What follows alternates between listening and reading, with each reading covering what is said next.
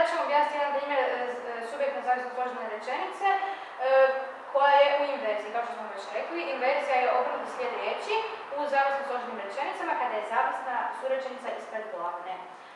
Svaka zavisno složena rečenica ima zavisnu i glavnu surečenicu, pa tako i ova. A koja je koja? Znači prepoznajemo isto tako po veznicima, vezničku da ili odnosnim zamjenicama i po tome što uvijek iza inverzije ide zarez. Znači, razdvojit ćemo zavisnu i glavnu surečenicu. Pošto je ovo inverzija, zavisna je ispred glavne